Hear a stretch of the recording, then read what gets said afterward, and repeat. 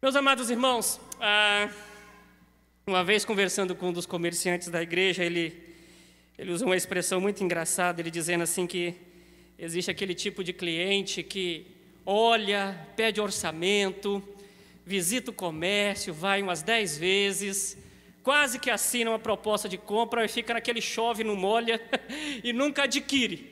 Ele usa até uma expressão, é uma fria, né? É uma gelada, é um iceberg, aquilo ali.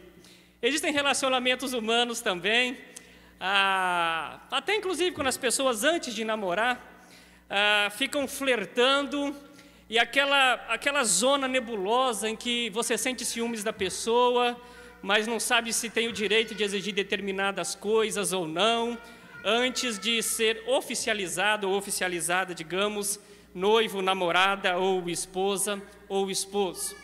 A grande questão é que zonas cinzentas em toda a área dos nossos relacionamentos, sejam comerciais, sejam os nossos relacionamentos afetivos, né, de namoro, de pai para filho, ou seja, qualquer coisa do tipo, zonas cinzentas e indefinidas não servem para nada.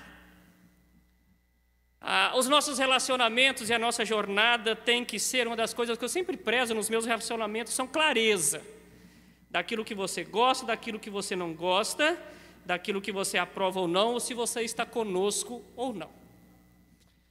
Em relação a Jesus é a mesma coisa. Não existe zona cinzenta no nosso relacionamento para com Cristo. Não existe em cima do muro no nosso relacionamento para com Cristo. Às vezes a gente fica tentando flertar, existe aquela expressão popular, né? Acender uma vela para Deus e para o diabo, mas saiba que você nunca vai conseguir fazer isso. A vela para Deus é uma mentira, você está acendendo todas as velas é para o diabo quando você está indefinido. Nicolau Maquiavel, no seu livro A Arte da Guerra, aquele sim, que é um baita de um livro, esquece do chinês, leia Nicolau Maquiavel, aquilo é que é livro. Ele diz que os governantes que ficam em cima do muro e não tomam posição, logo são depostos, porque não se sentem abraçados, ou aqueles que ele acha apoiar não se sentem abraçados, e aqueles que ele finge rejeitar logo também vão estar hostis a ele. Os dois lados acabam sendo desagradados por aqueles que se colocam em cima do muro. Dá uma olhadinha na sua Bíblia aí antes de nós lermos. Os capítulos 11 e 12 do Evangelho de Mateus, eles são considerados uns capítulos que relatam a crescente hostilidade de um determinado grupo de pessoas em relação a Jesus, mais precisamente os escribas e fariseus. Essa hostilidade já tinha começado, mas nos capítulos 11 e 12 ela toma dimensões muito grandes. Aqueles que se achavam donos da religião, aqueles que tinham conhecimento das Sagradas Escrituras, aqueles que tinham um alto conceito a respeito de si mesmo, começam a ficar enciumados do ministério de Jesus. Aí quando você corre os olhos aí, por exemplo, quando Jesus se apresenta como aquele que tira o fardo, né, os versículos 28 do capítulo 11, vinde a mim todos os que estáis cansados e sobrecarregados, ele já está fazendo uma contraposição aos escribas e fariseus que colocavam um fardo muito grande nas costas das pessoas. O versículo 9 do capítulo 12, capítulo 12, aliás, ele faz uma cura no sábado, e as pessoas já começam a ficar bravas com ele por essa cura no sábado, tanto que no versículo 14 o projeto já é tirar a vida de Jesus. Depois ele se retira deste povo, então preste atenção, a cena inicial que você tem ali do versículo 9 do capítulo 12 acontece numa sinagoga. A partir do versículo 22 do capítulo 11, ele sai da sinagoga e vai para um outro local. Então a cena dos versículos 22 até o versículo 50 é em um local só. Esqueça o subtítulo em negrito, tá bom? Começa lendo no versículo 22, esquece o subtítulo da árvore e seus frutos, esquece o subtítulo do sinal de Jonas, esquece o subtítulo da estratégia de Satanás, esquece o subtítulo da família de Jesus. É um discurso só, que vai do versículo 22 até o versículo 50. Num local só, é um discurso só.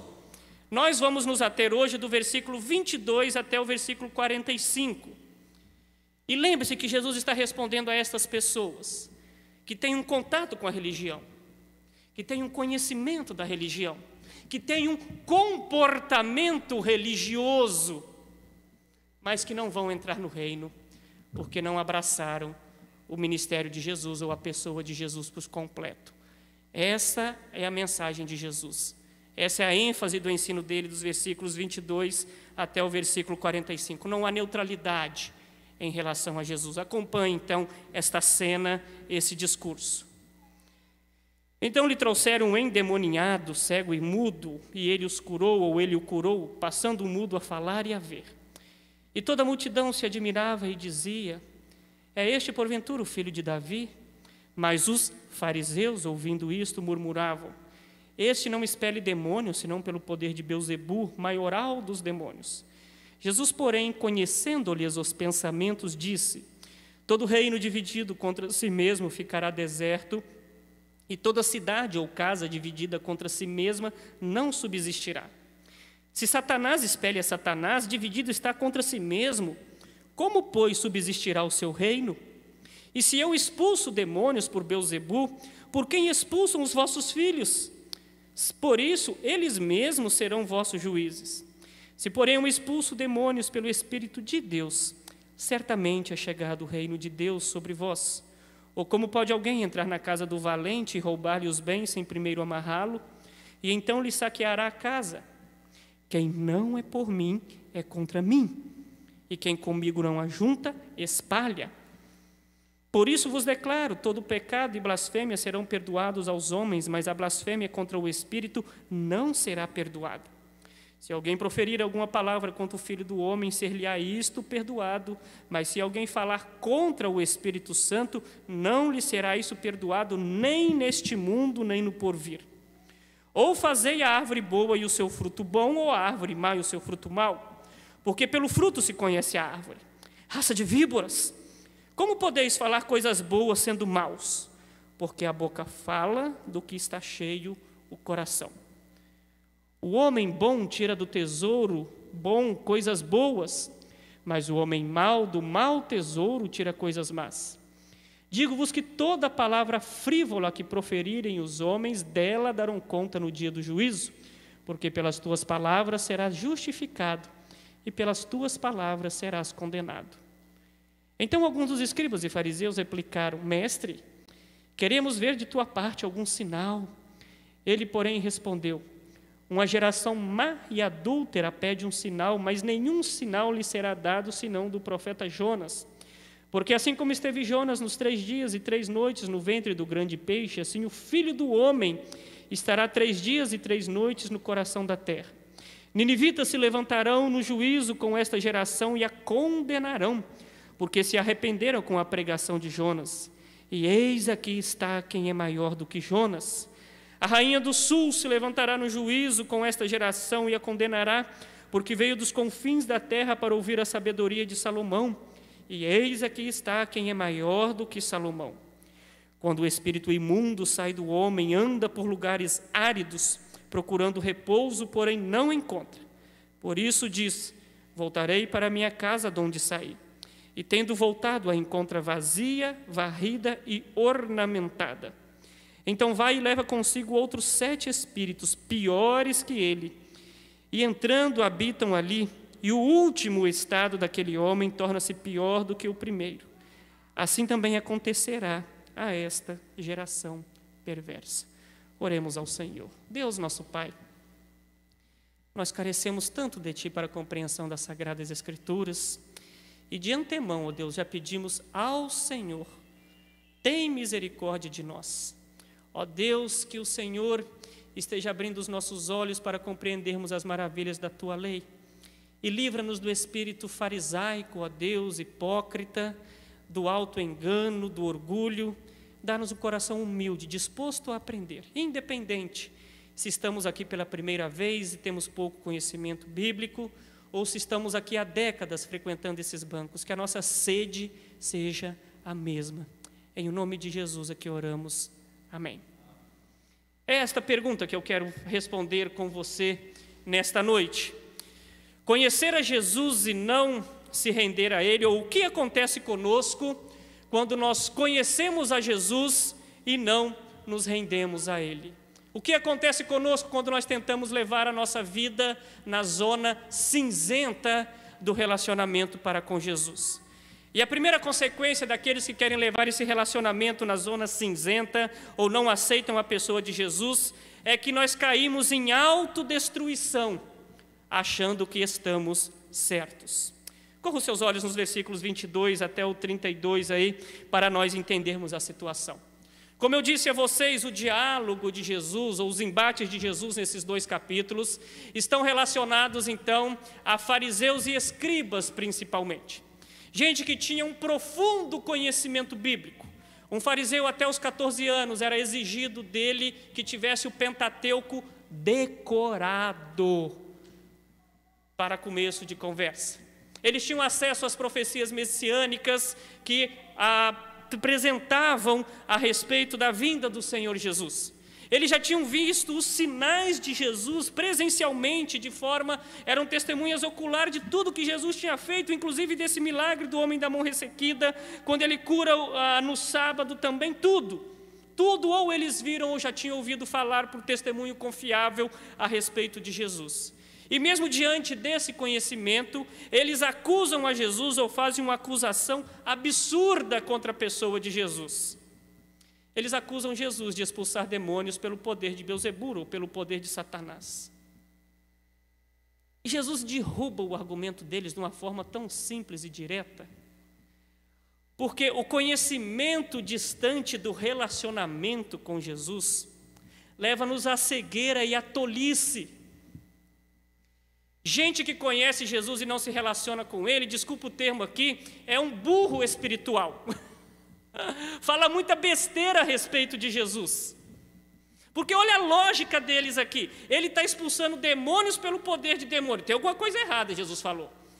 Vocês mandam os demônios entrar em acordo aí, porque uma casa dividida não consegue prevalecer. Não tem lógica o demônio me dar poder para expulsar demônios, porque ele está dando um tiro no próprio pé. Ou seja, vocês estão, o argumento, a acusação de vocês derruba o próprio argumento. Vocês estão suicidas no seu próprio argumento. Não tem como o diabo expulsar a si mesmo. E pior, a Bíblia registra que alguns escribas e fariseus tinham a capacidade de expulsar demônios.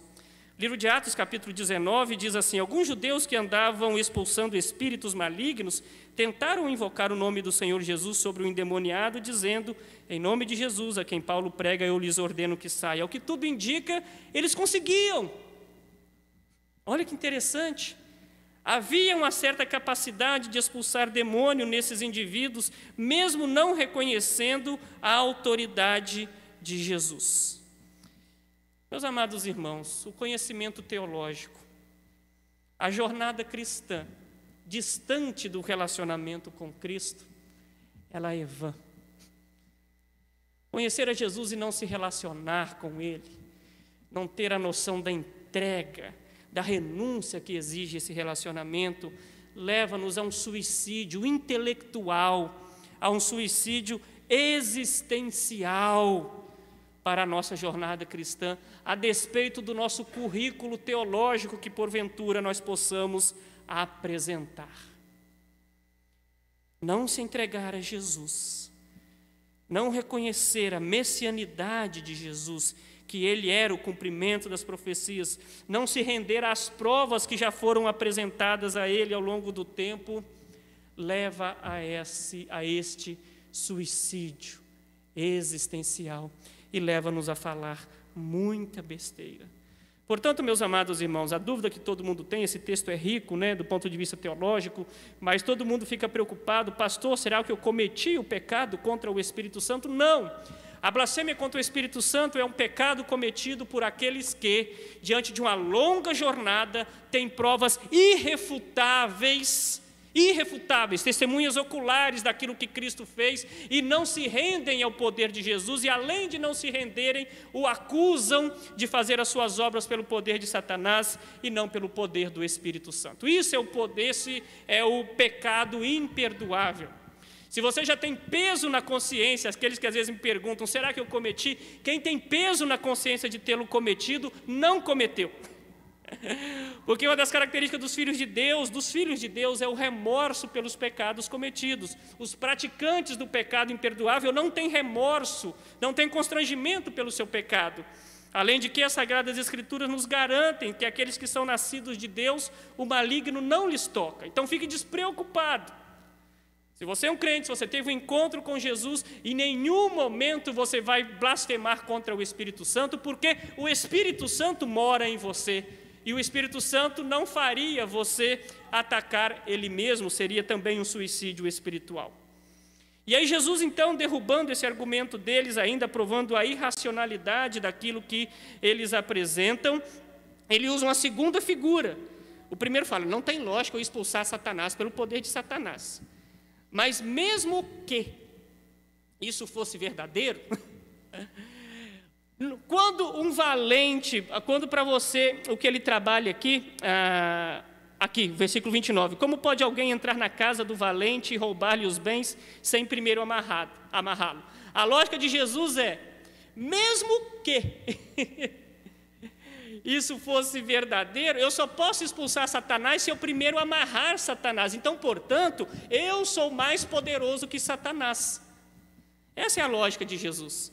Só se expulsa demônios primeiro amarrando-os. Então, eu não estou subordinado ao poder de Satanás, de acordo com o seu argumento.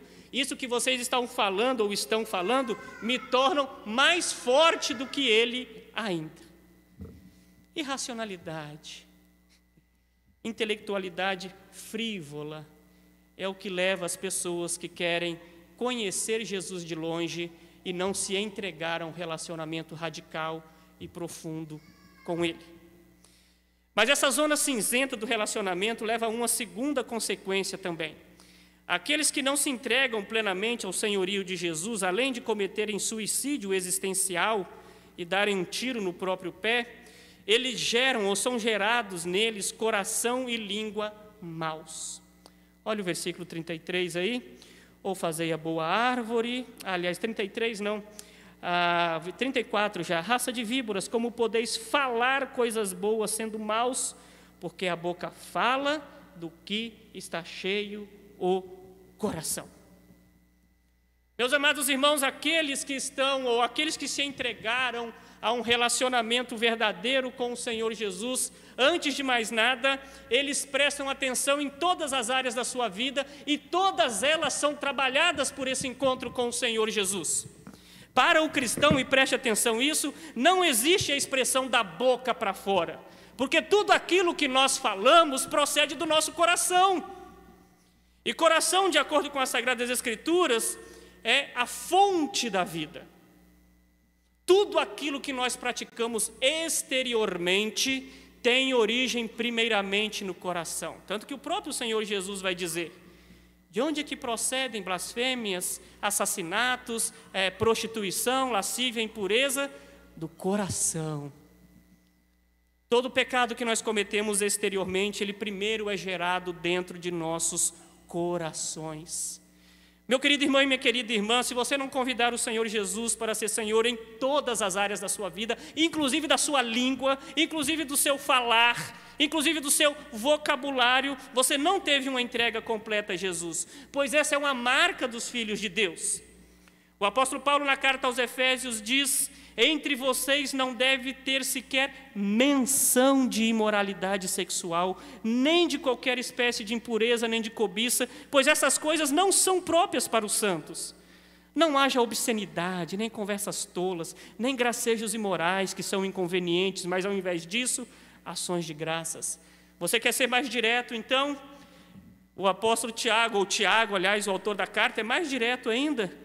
Com a língua bendizemos ao Senhor e Pai, e com elas amaldiçoamos os homens feitos à semelhança de Deus. Da mesma boca procedem bênção e maldição. Meus irmãos, não pode ser assim. Acaso pode sair água doce e água amarga da mesma fonte? Não. O senhorio de Cristo atinge os nossos corações, a nossa língua, a nossa roupa, tudo aquilo que nós falamos. Lembre-se que no dia do juízo, que o próprio Senhor Jesus diz, a toda palavra frívola que proferirem os homens, dela dará conta no juízo. Você não vai dar conta só dos seus grandes pecados, você dará conta dos seus pequenos pecados. Você não vai dar conta só das grandes ofensas, você prestará conta das palavras de duplo sentido, da linguagem torpe, dos palavrões, da zona cinzenta que você tenta levar o seu falar. Quem não se entrega plenamente ao Senhor Jesus não tem boa língua, não tem bom coração. Mesmo que queira dar um verniz de espiritualidade, mas não tem. Terceira consequência daqueles que levam seu relacionamento para com Jesus de forma irrelevante ou tentam viver nessa zona indefinida, é que eles passam a viver em busca de sinais e ignoram o principal. E aí você tem o sinal de Jonas. Agora você pode olhar o subtítulo, os versículos 38 até o 42. Escribas e fariseus já tinham visto e lido tudo a respeito de Jesus. Mestre, queremos ver da tua parte algum sinal. Tem de piedade? Vocês já não viram o suficiente, não? Vocês já não leram o suficiente a meu respeito, não? Você não conhece o Pentateuco? Você não viu lá em Deuteronômio que ele suscitaria um profeta superior a Moisés e eu sou o profeta? Você não leu Isaías 53, que o renovo do Senhor viria e levaria sobre si as nossas dores, as nossas enfermidades? Você não leu, está escrito aqui, eu citei, vê lá o que eu citei do profeta Isaías no capítulo 11 lá, quando ele diz que ele era o cumprimento da profecia de Isaías, capítulo 12, aliás, versículos 19 até o 21. Aliás, versículo 18 a 21, eis aqui o meu servo que escolhi, meu amado, em quem a minha alma se compraz. Farei repousar sobre ele meu espírito, e ele anunciará juízo aos gentios. Não contenderá, nem gritará, nem alguém ouvirá das praças a sua voz. Não esmagará a cana quebrada, nem apagará a torcida que fumega, até que faça vencedor o juízo. E no seu nome esperarão os gentios. Esse é Jesus. Você está em busca de sinal. Nós não somos diferentes. Quantas vezes eu vejo pessoas trocando de igreja porque acham a igreja muito fraca. Eu quero uma igreja que o pau quebra, que a muleta cai. Como tem uns que até trocam, né? Que o gago enxergue, que o cego passe a falar, né? Não é? Tem gente que vive disso. Procuram pastores fortes, em busca de sinais, e a perda do foco do principal. O que Jesus está dizendo aqui, às vezes a leitura superficial fala assim que Jesus vai reter alguns sinais e vai dar só uma pitadinha de um pequeno sinal que é o sinal de Jonas. Não é isso que Jesus está fazendo. O que Jesus está dizendo é o seguinte: vocês estão buscando coisas frívolas, sinais que são importantes para marcar a era messiânica, porque o Senhor Deus ao longo do tempo se manifestou com sinais, desde o Egito, todo o Antigo Testamento, a caminhada do povo de Deus, Elias, Eliseu, todos eles fizeram sinais e são bem-vindos. Mas o que Jesus está dizendo assim, esses sinais, perto do maior sinal, que é a minha morte e a minha ressurreição, é uma poeirinha, é muito pouco. Vocês estão pedindo uma lâmpadazinha incandescente de 40 watts, quando eu sou um holofote que traz a verdade para vocês. E aí então ele traz essa comparação com o sinal de Jonas. O que Jesus está dizendo aqui com essas duas comparações entre Jonas e a rainha do sul, que é a rainha de Sabá, conforme descrito lá no primeiro livro dos reis? Jesus faz um paralelo aqui. Jonas ficou 3 dias no ventre do peixe e meio que foi trazido à vida. Então ele aponta que isso que aconteceu com Jonas é uma figura daquilo que vai acontecer com o Messias, e vocês verão, eu ficarei 3 dias na sepultura, mas ressuscitarei. E esse é o maior sinal que todos podem ter ao longo da sua existência. Meus irmãos, isso é desesperador e chega e me desespera o meu coração. Porque preste atenção, no dia do juízo final, vai ter gente que fez milagre e vai para o inferno.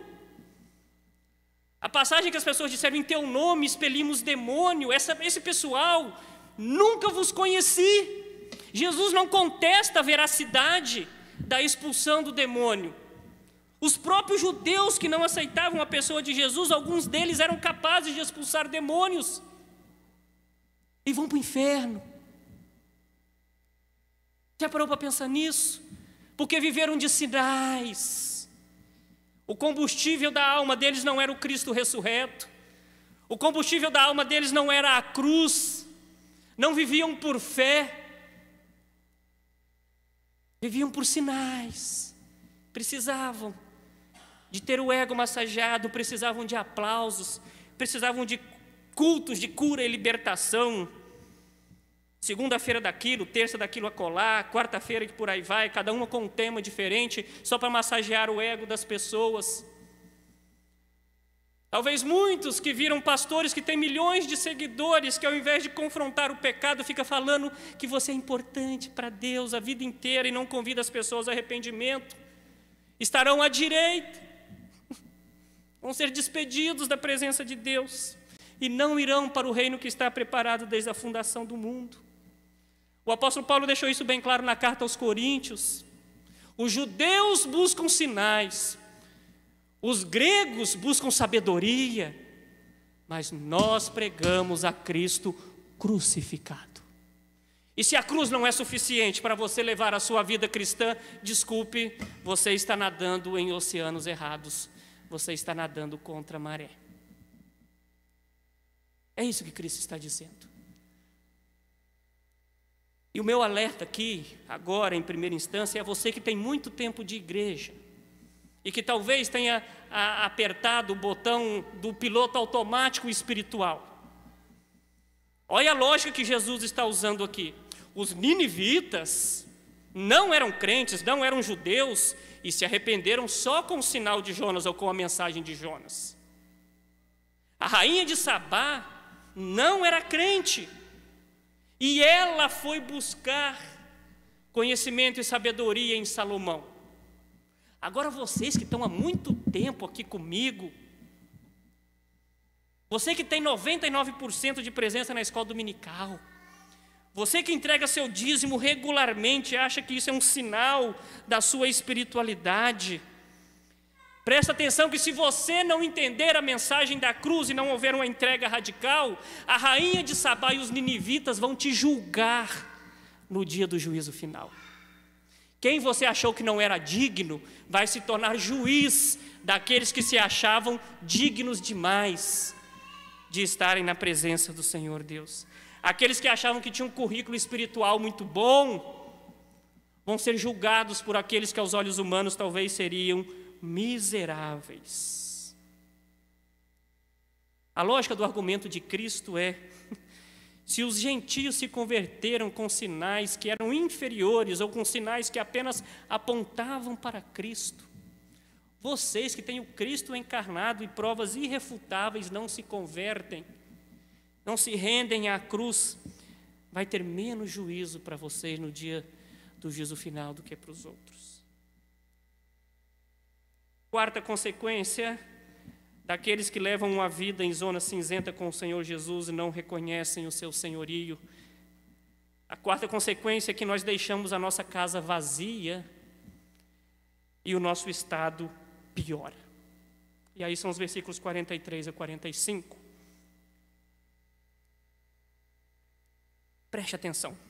Jesus não está dando uma aula de demonologia aqui.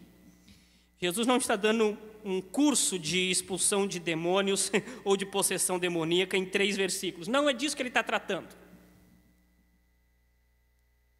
O que Jesus está trazendo a ordem aqui, ou está trazendo a atenção, lembre-se, o público-alvo dele, escriba e fariseu. É com essa gente que ele está lidando. Gente que conhece Bíblia, gente que tinha visto os sinais. O que Jesus está dizendo é que quando o espírito imundo sai do homem, ou seja, o paralelo de Jesus aqui é, vocês que tiveram um contato inicial com o Evangelho, vendo o anúncio dele, e talvez até tiveram algumas gotas de bênção sobre as suas vidas, sem vocês serem necessariamente convertidos. Mas se vocês, tendo essas gotas, não abraçam um compromisso radical com o Senhor Jesus, e parem de ficar me acusando, parem de rejeitar que eu sou o Deus encarnado, entendam que eu sou Messias, derrubem o seu orgulho, o seu segundo estado é pior do que o primeiro. Não é de gente que se converteu e desconverteu, é de gente que teve contato com o Evangelho e rejeitou esse Evangelho, e o estado fruto dessa rejeição é pior do que o anterior ou do contato primário. Repito, Cristo não está falando aqui de crentes que num momento de fraqueza são possuídos pelo diabo. Isso não acontece. Porque no crente habita o Espírito de Deus, e nós fomos selados com o selo da promessa. Aquele que não tem o Espírito de Deus não é nascido de Deus. Aqueles que se converteram passam a ser morada do Espírito Santo e nunca serão possuídos pelo demônio. O que Jesus está dizendo aqui, lembre-se que começou com a cura de um endemoniado, é como se Jesus estivesse dizendo aos escribas fariseus: você acha que a situação desse homem aí é ruim? Desse cego e mudo aí?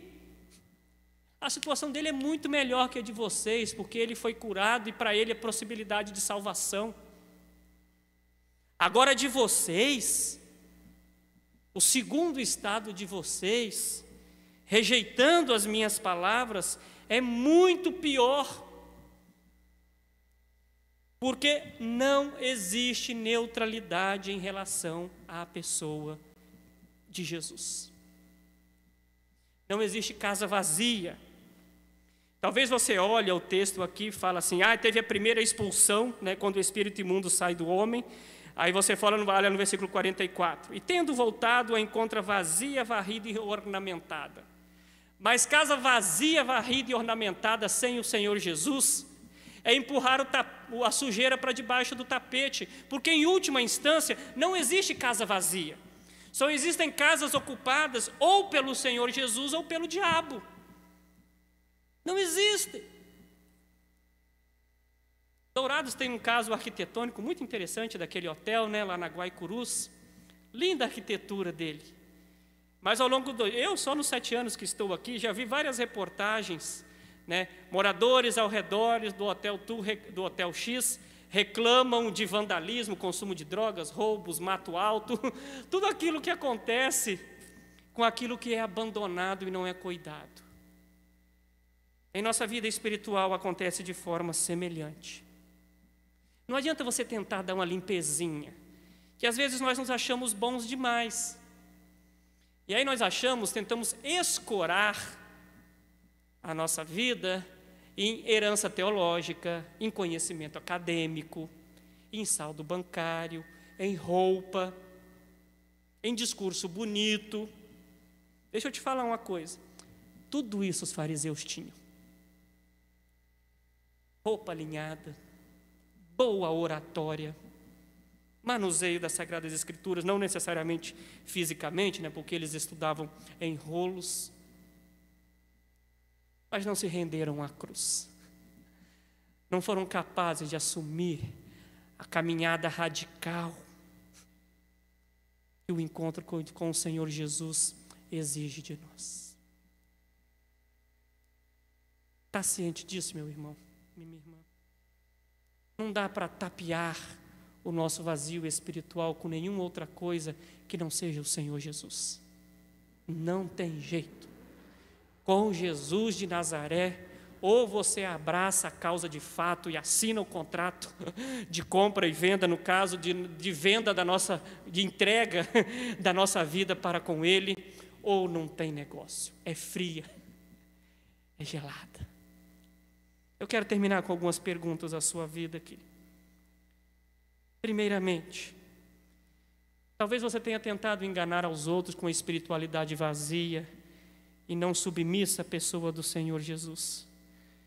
Não é a hora de você abandonar a hipocrisia, abandonar a sua autossuficiência e entender que só em Jesus os seus pecados podem ser perdoados.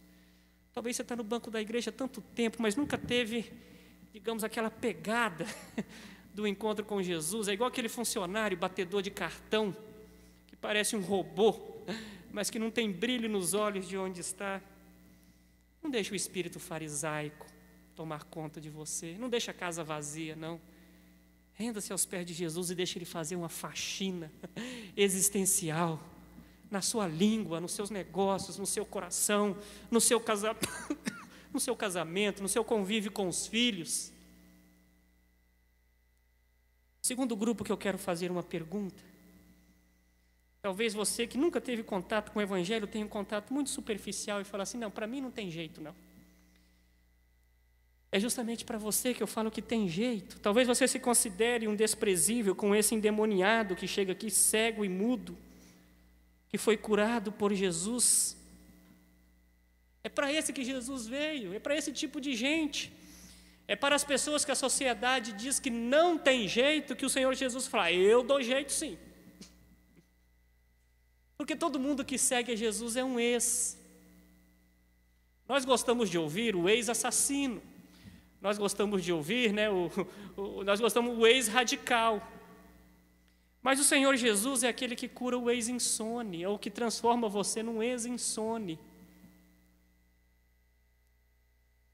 Pode ser o ex-escravo de relacionamento abusivo, mãe e filha, com os traumas do passado.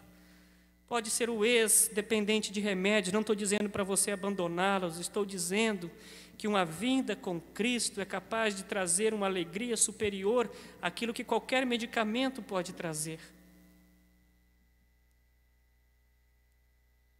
Eu quero terminar com a ilustração do livro do Francis Chan, O Deus Esquecido. Nós estamos estudando ele às sextas-feiras com os jovens, e ele trouxe uma figura que eu achei fora de série, de como que a hipocrisia de alguns ou a falta de arrependimento com alguns pode levar à perdição. Preste atenção na figura que ele usa. Acho que arrependimento é uma daquelas palavras que ouvimos muito, mas não incorporamos em nossa vida com frequência. Agora preste atenção. Algumas pessoas encontram Jesus e dizem, beleza, Jesus, o Senhor quer participar da festa que é a minha vida, com esse pecado, com esse vício, esse relacionamento destrutivo, para apenas coexistirmos juntos?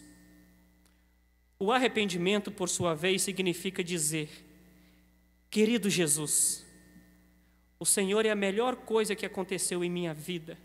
Eu quero dar as costas a todo o pecado e egoísmo que me domina. Quero abandoná-los para caminhar com o Senhor.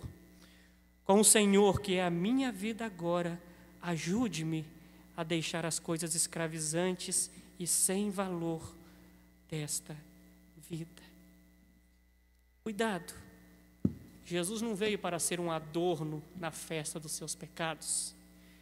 Jesus veio te convidar para uma festa muito maior, que faz com que você abandone as festas pecaminosas do presente, para uma festa com alegria verdadeira e plenitude de vida eternamente. E as advertências aqui colocadas são para quem tem muito tempo de igreja e para quem se acha um caso sem solução.